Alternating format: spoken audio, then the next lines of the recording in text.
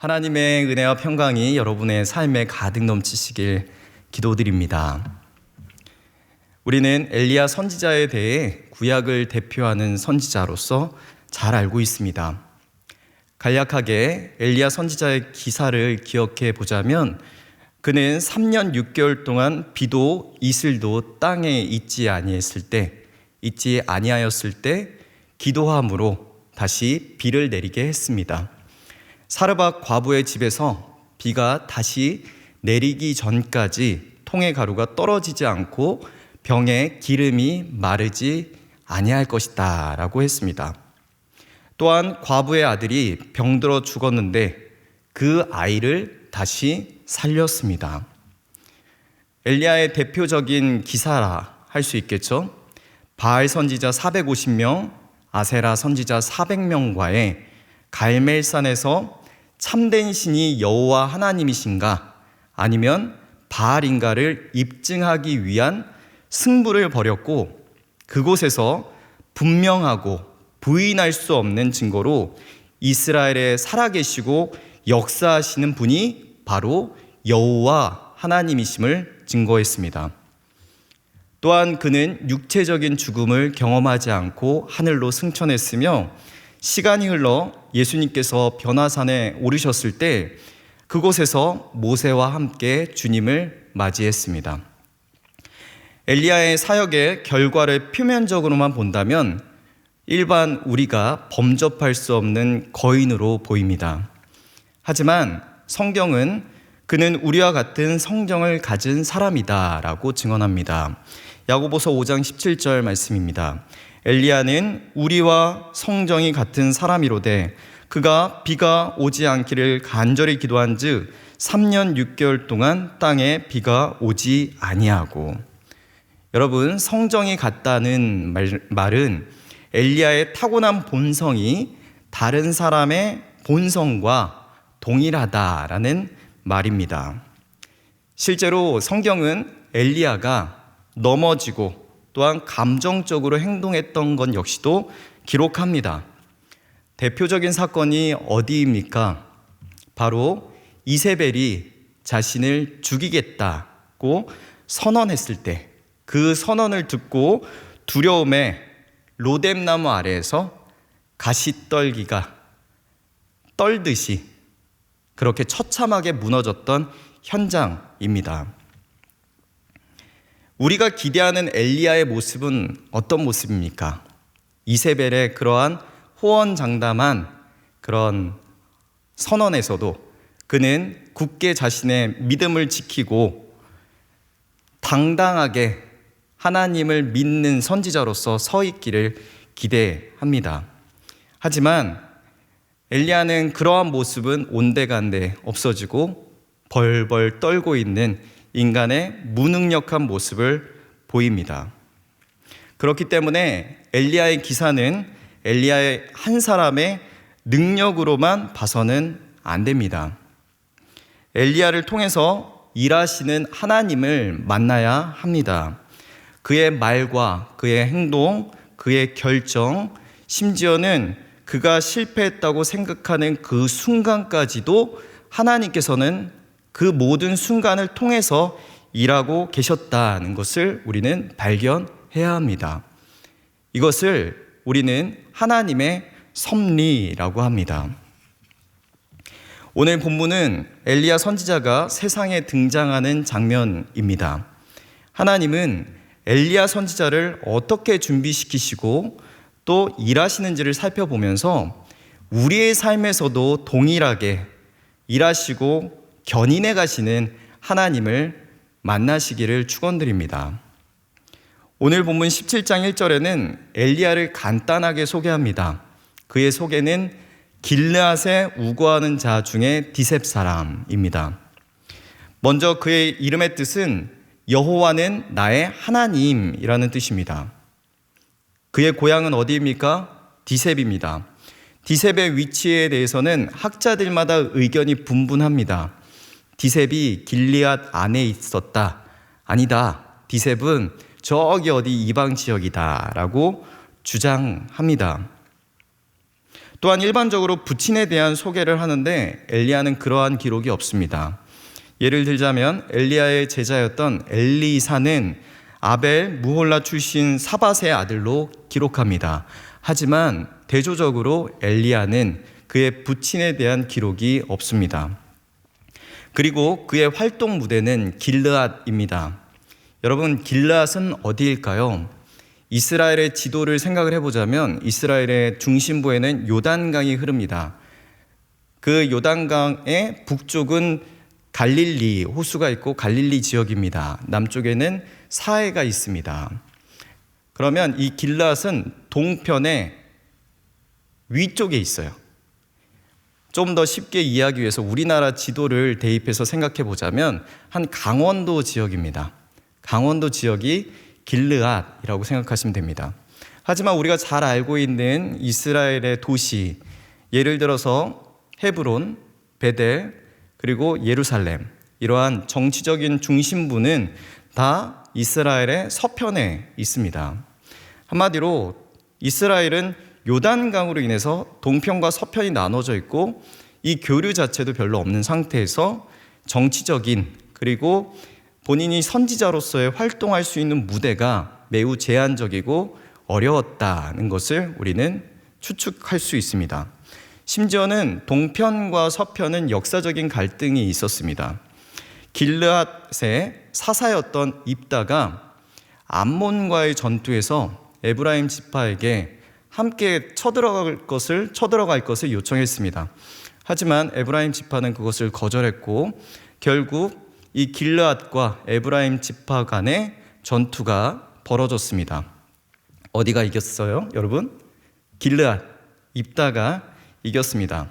그런데 길르앗의 사사였던 입다가 그냥 보내주지 않고 요단강 나루턱에서 에브라임 지파의 군사들한테 이렇게 다 말을 시켜본 거예요. 그 말이 쉽볼렛입니다. 그런데 이 에브라임 지파와 그리고 또 동편 길르앗에 있는 이 지역 간에는 약간의 그런 사투리가 좀, 그러니까 언어의 사투리가 좀 달랐던 것 같습니다.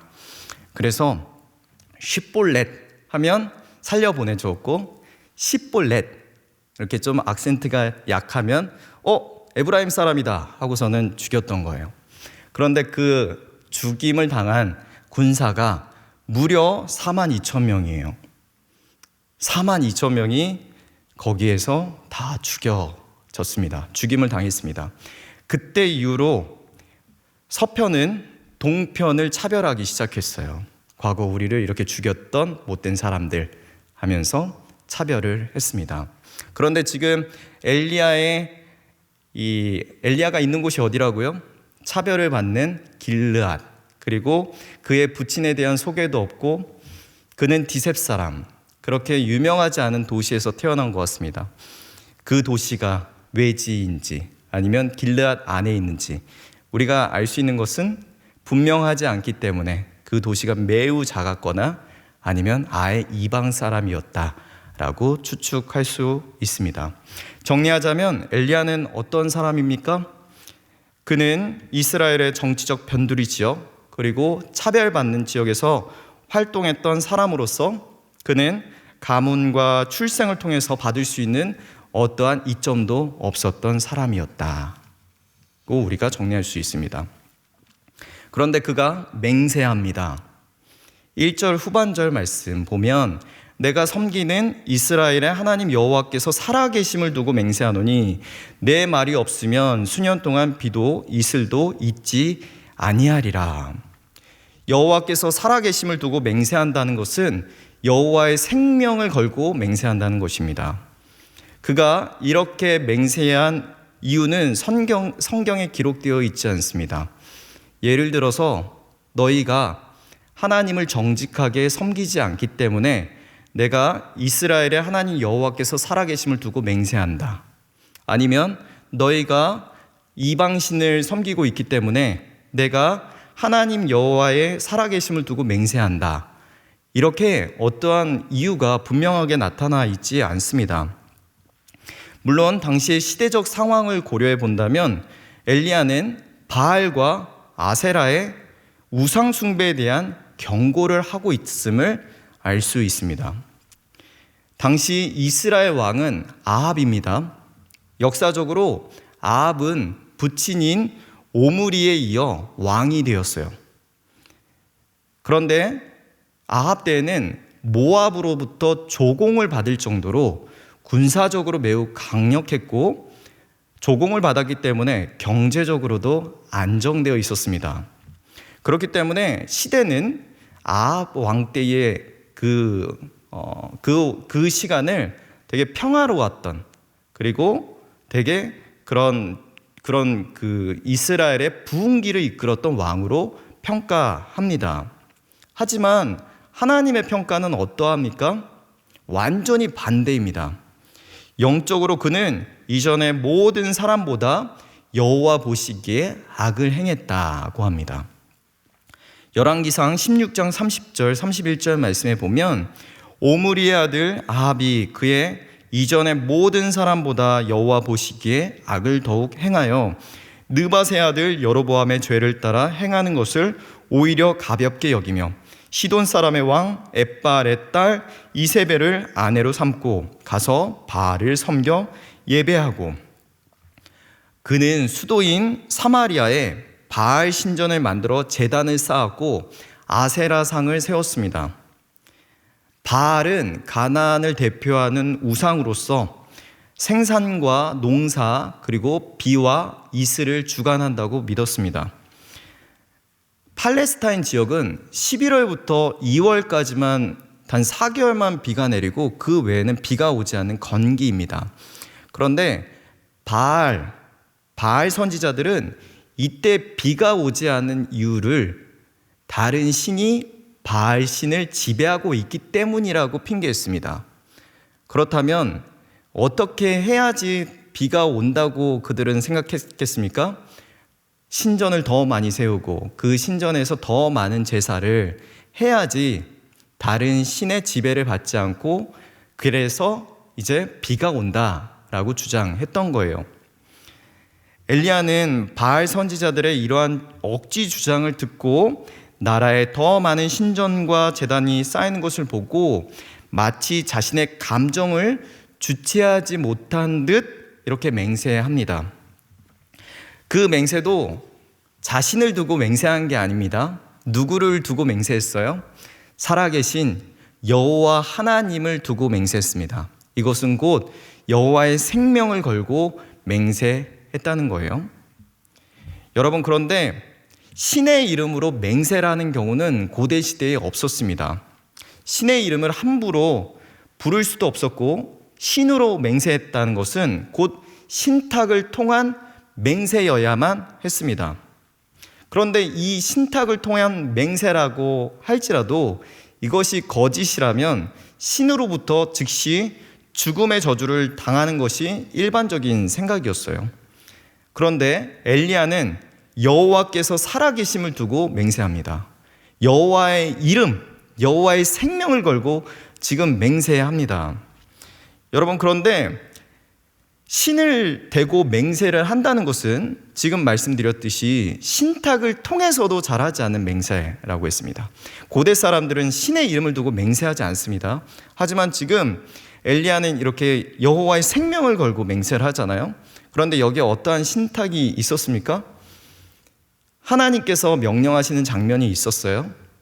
없었습니다.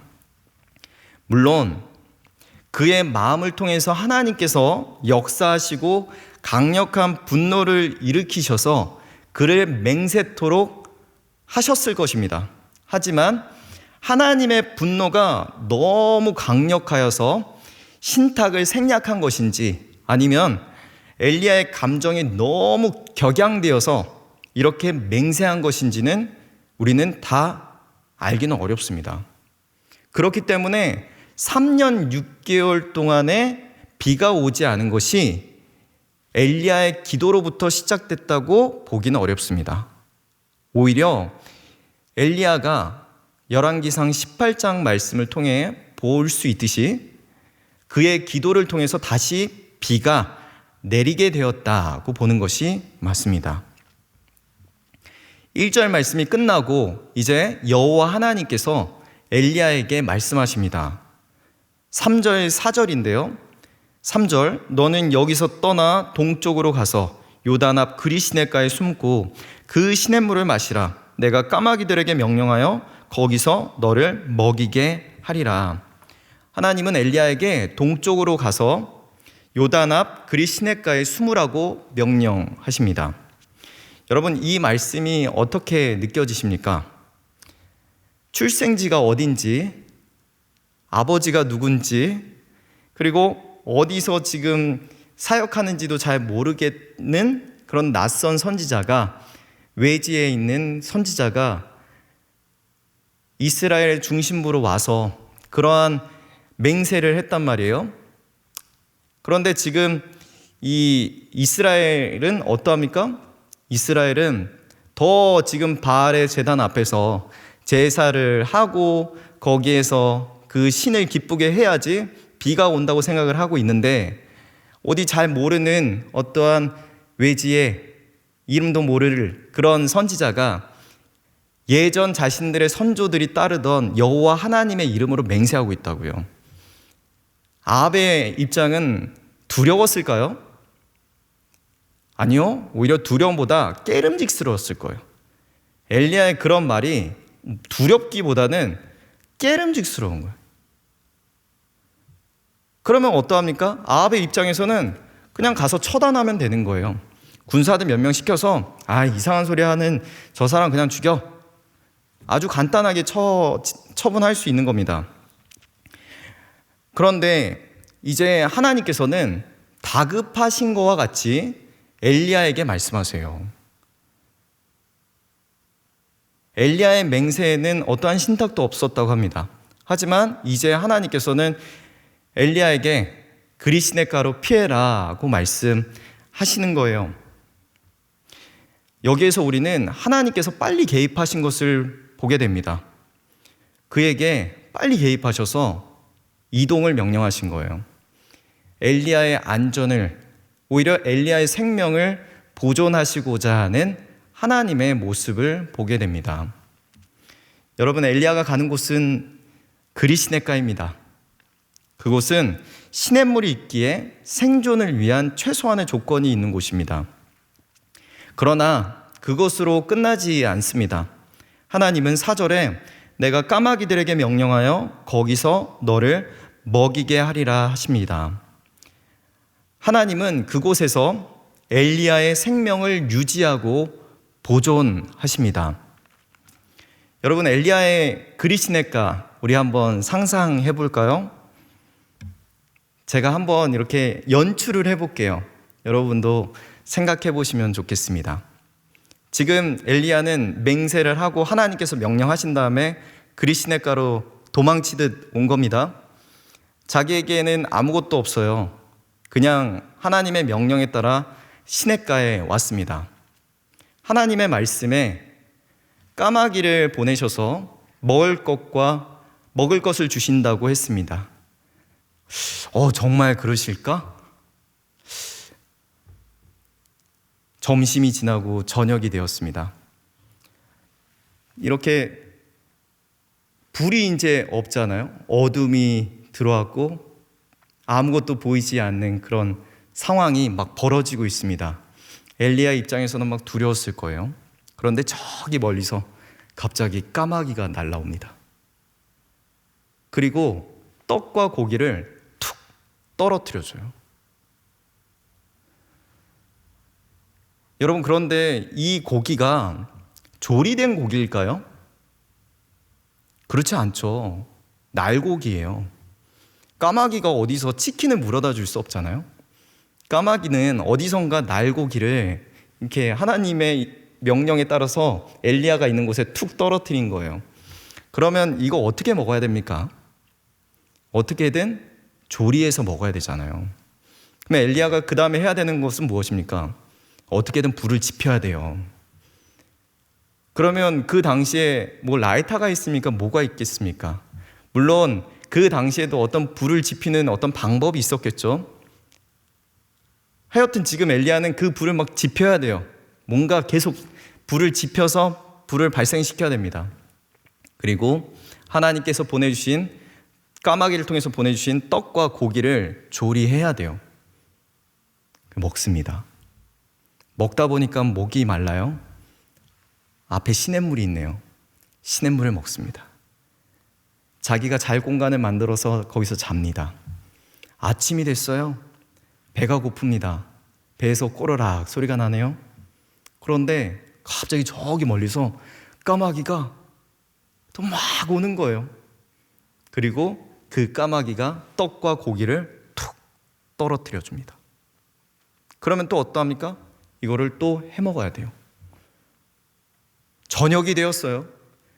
저녁이 되었을 때 또 떡과 고기가 까마귀들이 짚고서 막 오고 있습니다. 그리고 툭 떨어뜨려줘요. 그거를 먹는 거예요. 여러분, 엘리야의 그리시네가가 편했을까요? 좋았을까요? 아니, 편했을까요? 힘들었을까요? 좋기도 했지만 매우 힘들었을 거예요. 왜요? 자신이 살고 있는 이 세상에 우상이 가득한 것을 보고 자신의 마음에 이 감동이 와서 여호와의 생명으로 맹세하였는데 지금 자신은 어디에 있습니까? 이스라엘 중심부에 있습니까? 아니에요. 그리시네가에 숨어 있다고요. 하나님께서 까마귀를 통해서 양식을 보내주시지 않으면 당장 죽을 수밖에 없어요. 그리고 가뭄의 때이기 때문에 이 시내가 점점 마르기 시작합니다. 시내가 마르는 것이 막 보여요. 묻이 드러나는 게 막 보인다고요. 그러면 엘리야 입장에서는 어떤 마음이 들었겠어요? 불안하고 초조하고 이 물이 다 떨어지면 어떻게 하나? 나는 어떻게 살아야 하나? 이런 생각 들지 않았겠습니까? 하지만 엘리야가 배운 것은 무엇입니까? 엘리야는 아침과 저녁마다 하나님께서 보내주시는 까마귀를 보는 것을 배웠어요. 힘들면 하늘을 바라보는 거예요. 아, 하나님 언제 주시나? 아, 하나님 언제 주시나? 하늘을 보는 것을 엘리야는 배우게 된 것입니다. 여러분에게 있어서 그리시네가는 언제입니까? 여러분의 인생 가운데 그 말할 수 없는 고통의 순간, 하지만 하늘을 바라보는 것을 배웠던 그 시간은 언제입니까?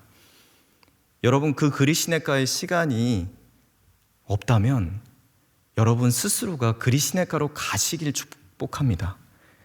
고통과 고난의 순간으로 가시라는 게 아니라 여러분의 골방으로 들어가서 그곳에서 주님을 더 깊이 만나시길 축복해요. 그때 하나님께서 여러분에게 주시는 감동과 은혜, 그리고 하늘을 바라보는 하나님을 의지하는 것을 배우게 될 것입니다. 다시 본문으로 돌아가 그리시네가에 있는 엘리야에게는 반전이 없습니다. 7절 말씀에 땅에 비가 내리지 아니하므로 후에 그 시내가 마르니라. 여러분, 비가 내리지 않기 때문에 시내가 마르는 것은 자연스러운 일입니다. 우리는 하나님께서 어떠한 반전을 벌여주실 것을 기대하지만 하나님은 매우 현실적으로 일하세요. 하나님은 초월의 하나님이시지만 하나님은 하나님께서 창조하신 시간과 공간과 질서를 무시하지 않으시는 분입니다. 당연히 일어날 일들에 대해서는 하나님께서는 그렇게 두세요. 자연의 법칙은 그대로 둡니다. 여러분, 엘리야의 입장에서는 시내가 마르니까 말씀드렸듯이 막 불안하고 또 이 물이 다 떨어지면 어떻게 해야 되나 이런 생각했을 거예요. 그런데 하나님은 침묵하세요. 그리고 이제 물이 다 말랐을 때 하나님께서는 엘리야에게 말씀하십니다. 8절 9절 말씀인데요, 여호와의 말씀이 엘리야에게 임하여 이르시되 너는 일어나 시돈에 속한 사르밧으로 가서 거기 머물라. 내가 그곳 과부에게 명령하여 내게 음식을 주게 하였느니라. 여러분, 하나님의 일하시는 방식이 참 놀랍지 않습니까?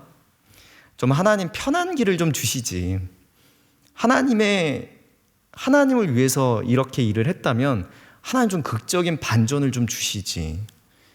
하나님 그냥 아세라 선지자, 바알 선지자 그냥 하나님 불로 태워서 그냥 다 싹 없애주시지. 왜 하나님은 이렇게 침묵하실까? 왜 하나님은 이렇게 기다리게 하실까? 여러분, 그런데 하나님은 침묵하시는 게 아닙니다. 지금까지 우리가 살펴보았던 엘리야의 인생을 기억해 본다면 이 모든 것이 하나님의 섭리예요.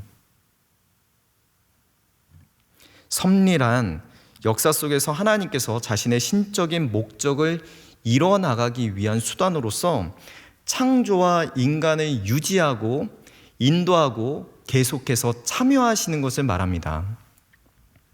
세상의 눈으로 바라봤을 때는 엘리야는 별 볼 일 없는 출신의 지방 사람이었어요. 그러나 하나님의 섭리 안에서는 그는 여호와는 나의 하나님이라는 엘리야의 이름의 목적을 갖고 있었던 하나님의 창조물이었습니다.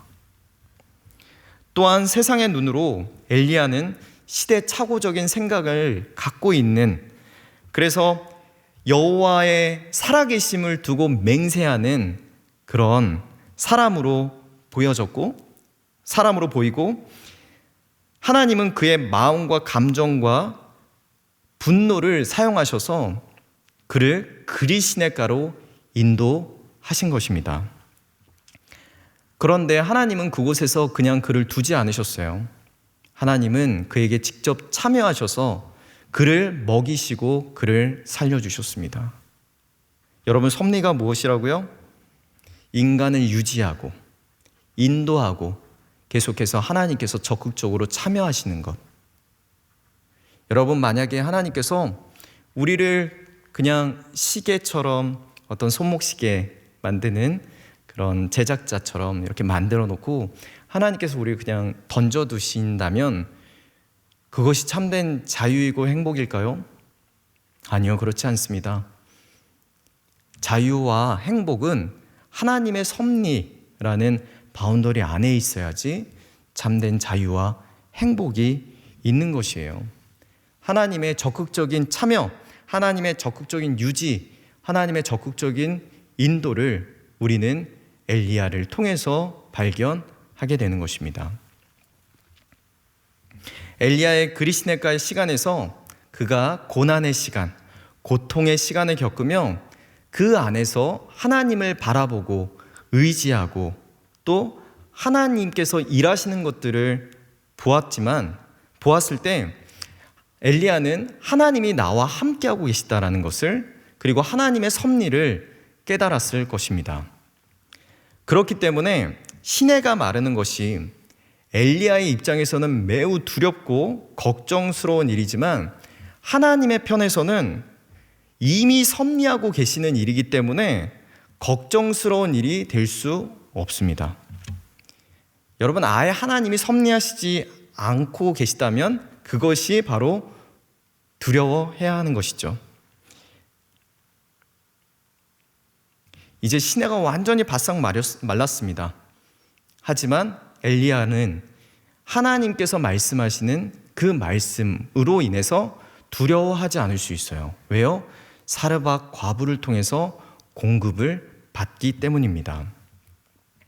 여러분의 삶에 더 이상의 방법이 없습니까? 이제 시내가 완전 바싹 마른 것과 같은 시간을 보내고 계세요? 여러분, 두려워하지 마시고 하나님의 섭리 안에서 예수 그리스도를 만나시길 축원드립니다. 신약에서도 한 인물은 그리 시냇가를 경험합니다. 바로 베드로입니다. 베드로는 예수님의 수제자였지만 예수님을 열심히 따랐지만 결국 그는 예수님을 3번 부인하게 됩니다. 그는 완전히 실패한 모습으로 고향에 돌아가 있습니다.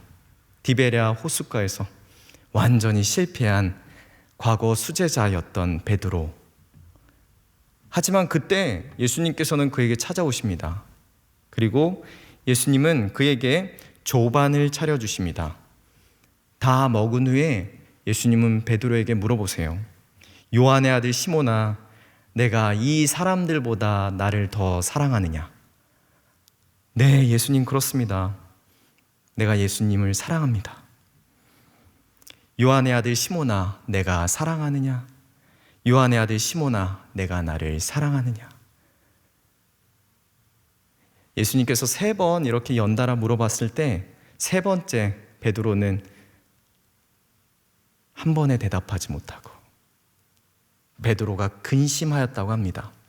베드로가 근심하여 이르되 주님, 모든 것을 아시오매 내가 주님을 사랑하는 줄을 주님께서 아시나이다.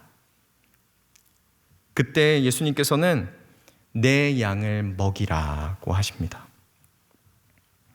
여러분, 우리가 주일 말씀을 기억해 본다면 베드로의 실패는 이미 구약의 선지자들을 통해서 이미 예고된 예언이었습니다. 또한 그의 실패를 통해서 인간의 연약함은 여실없이 드러났습니다. 그러나 무엇이 소망입니까? 하나님의 섭리 안에서 예수 그리스도가 우리의 구세주이신 것이 은혜입니다. 우리는 언제든지 넘어지고 실패할 수 있습니다. 우리는 베드로와 같이 넘어지고 실패할 수 있어요. 하지만 하나님의 섭리 안에서 예수 그리스도를 통해 우리가 주님을 닮아가며 따라갈 수 있는 것, 그리고 하나님의 섭리 안에서 우리를 보호하시고 통치하시고 이끌어 가시는 그것이 은혜입니다. 하나님의 섭리 안에서 우리가 예수님을 바라보는 것이 참된 복입니다. 시내가 완전히 마르고 더 이상 앞이 보이지 않을 때에도 예수님은 여러분과 함께하고 계십니다. 그 예수님 앞에 여러분이 나아갔을 때 하나님의 섭리를 성령을 통해서 여러분 마음 가운데 깨닫게 되는 은혜가 있을 겁니다. 고통의 순간, 고난의 순간을 여러분의 삶 가운데 지금 겪고 계신 분들이 있다면 예수님 안에 다시금 머무시길 축복합니다. 그리고 하나님의 섭리를 물어보시길 바라요. 하나님, 지금 나에게 어떠한 인생을 그려나가시는 것입니까?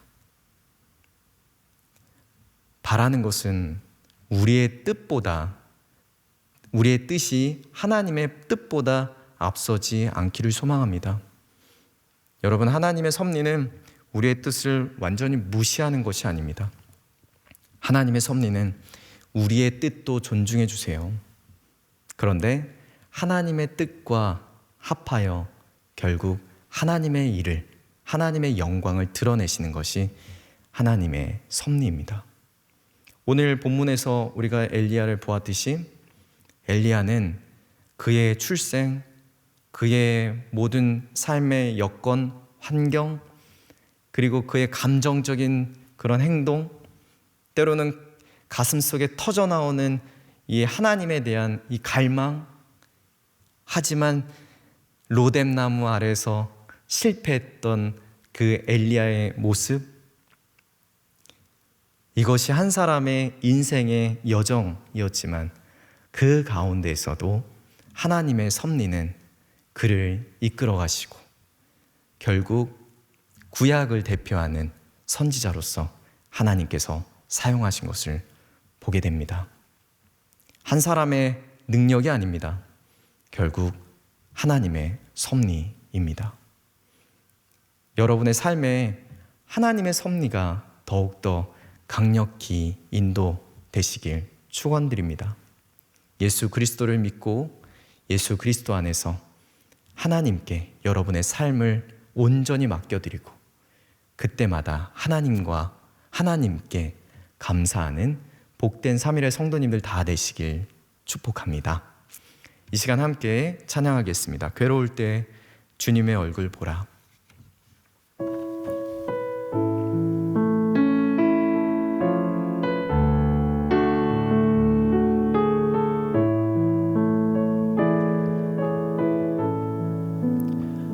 괴로울 때 주님의 얼굴 보라. 평화의 주님 바라보아라. 세상에서 시달린 친구들아, 위로의 주님 바라보아라. 눈을 들어 주를 보라. 내 모든 염려 주께 맡겨라. 슬플 때에 주님의 얼굴 보라. 사랑의 주님 안식 주리라. 힘이 없고 내 마음 연약할 때 능력의 주님 바라보아라. 주의 이름 부르는 모든 자는 힘주시고 늘 지켜주시리. 눈을 들어 주를 보라. 내 모든 염려 주께 맡겨라. 슬플 때에 주님의 얼굴 보라. 사랑의 주님 안식 주리라. 눈을 들어 주를 보라. 눈을 들어 주를 보라. 내 모든 염려 주께 맡겨라. 슬플 때에 주님의 얼굴 보라. 사랑의 주님 안식 주리라. 여러분, 이 시간에 우리가 함께 기도할 때 하나님의 섭리를 믿으며 기도하겠습니다. 내 인생 가운데 해석되어지지 않은 그 순간순간이 있다 할지라도 하나님의 섭리를 붙잡고 내 삶을 통해서 하나님의 통치와 하나님의 인도하심과 또 하나님께서 참여하시는 것을, 하나님께서 견인해 가시는 것을 우리가 믿고 살아갈 수 있게 하여 주시옵소서.